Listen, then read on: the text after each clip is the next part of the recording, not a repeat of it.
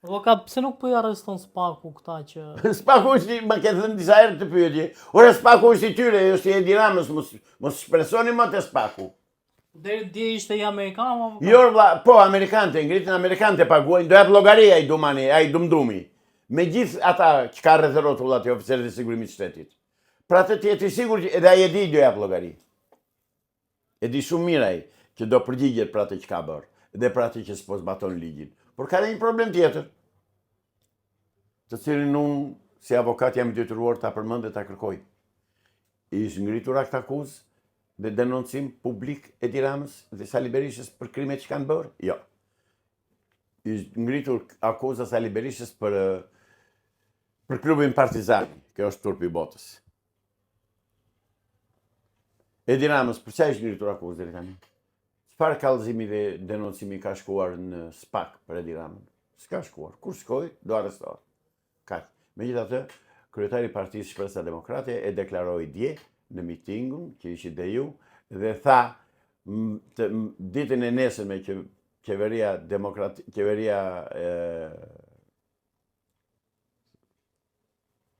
Teknike. Qeveria teknike, mirë them, ditën e nesërme që qeveria teknike do marrë pushtetin, Edi Rama do arrestohet. E kanë mal me prova dhe me dokumenta i kanë. Prandaj Spaku në shoh bashkë me ta në burg. Do arreston dhe këta prokurorët? I shoh. Unë i shoh. Sepse s'po zbatojnë ligjin. Atyre s'u kërkohet të bëjnë politikë. Atyre u kërkohet zotëri të karu denoncimi për Zaçën, merre futë brenda. Çojnë gjykat, merret gjykata me atë punë. I ka ardhur denoncimi për Gurin, po, merre Gurin, çojë brenda. Çojë gjykatës e gjykata pastaj marrë vendimet e duhura. Jo zotëri.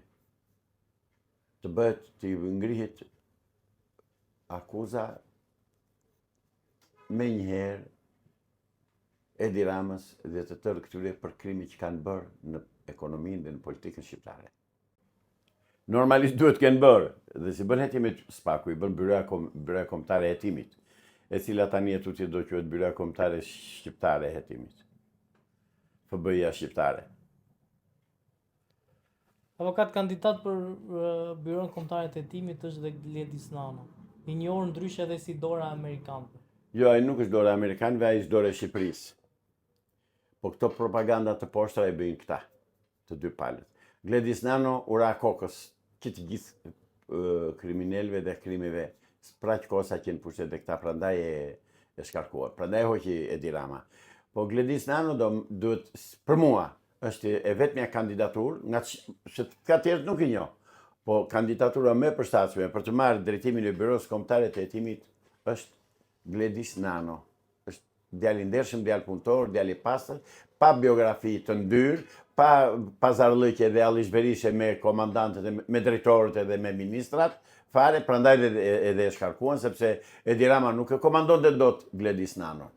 Gledis Nano e tregoi vendin, i tha hip tush në Stambollin, i tha Edi Ramës. Dhe prandaj ata vinë vërdall tani, po s'kan që bëjnë. Për mua, unë e shoh të vajtur në Byron Kombëtare të Hetimit Gledis Nano. Aida Hajno ka bërë një punë të shkëlqyer në BKH sa kohë që ishte dhe prandaj dhe këta nuk e duan e zeshën të kandidonte më. Sepse Aida Hajno e ka kompletuar dosjen për në SPAK në mënyrë perfekte. Çoi dosjen në Amerikë, Aida Hajno u zëmëruan këta sepse këta nuk duan të dalin dobi çllëqet. Këta mendojnë pse duan të vënë njerëzit e tyre në këto pika kyçe. Të mos u dalin poshtësi dhe krimet që bëjnë. Dhe prandaj nuk e duan dhe Gledis Nano që vinë vërdall dridhesin e përkan shkop këta se ai nuk bën kompromise me ligjin dhe me të drejtën. Dhe unë shpresoj që Gledis Nano të vendoset në krye të Byros Kombëtare të Hetimit. A do jap tjetër, po themi, tjetër drejtim BKH-s dhe a do kenë frikë gjithë politikanët nga hetimi që mund bëj hetuesit e drejtuar nga Gledis Nano? Unë di këtë gjë. Me marrjen e BKH-s nga Gledis Nano, mendoj që do vazhdoj puna e nisur dhe vazhduar nga zonja Aida Hajno. Dhe këta pa dyshim që duhet të thrasin mendjes. Ore, ikni se nuk i shtoni tot burgut. O bastard, o kurvar, o imoral të Partisë Socialiste. Ikni se keni llogari për të dhënë. Edhe ju të Partisë Demokratike. Ikni se keni llogari për të dhënë, keni shumë. Megjithse e di që s'keni ku shkoni dhe prandaj dhe nuk ikni. E dini mirë se çu pret dhe ku do shkoni. Avokat,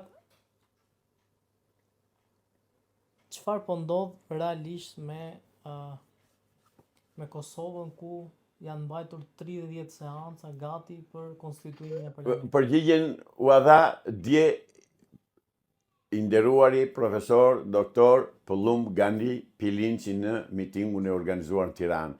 Në qoftë se Kosova nuk heq atë paçaure që i kanë vënë, që kanë ngjyrat greke dhe serbe, dhe të vënë flamurin shqiptar, ashtu do vazhdojnë prapë. Do bëjnë zgjidhje tjera, derisa ata të vënë në krye njerëz që të mos e pranojnë atë flamur, ta heqin atë paçaure që kanë vënë atje, që ua kanë ngjitur si flamur të Kosovës, s'kanë asnjë lidhje kosovarët me ato ngjyra. Asnjë lidhje. Unë prapë u bëri thirrjen profesor Pilinci, po e përsëris edhe unë nga ekrani juaj sepse na ndjekin, e di që na ndjekin në Kosovë dhe dje kanë ardhur mbi 6 veta kosovar, 2 nga Prizreni dhe edhe 2 tjerë nga Mitrovica, jo nga Mitrovica, po nga Mitrovica, edhe një tjetër nga Ferizaj, dhe më falënderuan e më respektuan për intervistat që kemi dhënë. Dhe po u them, heqini atë paçaure serbo-greke që keni, që varnin për balkone dhe në për festa zyrtare, dhe vendosin flamurin shqiptar për të cilin luftoi Isa Boletini, për të cilin luftoi Azem Galica, për të cilin luftuan dhjetra e qindra burra trima shqiptar të Kosovës e Dardanis, dhe vini atë flamur, shqiponjën dy krenare, flamurin e kujt me shqiponjën dy krenare. Në krah vini dhe flamurin amerikan, sepse është vetëm shtet. Juve Amerika u çliroi, nuk u çliroi NATO-a, e nuk u çliroi Evropa, që ta dini. Avokat, çfarë ndodh nëse ndryshon, po themi, qasje Amerika ndaj Shqipërisë dhe mbështet më shumë serbët? Të mbështesi Amerika serbët para Shqipërisë? Harroje. Zero mundësi. Zero mundësi. A i duhet Shqipëria një lufte të mundshme në rajon? Jo. Nuk e bëjnë dot.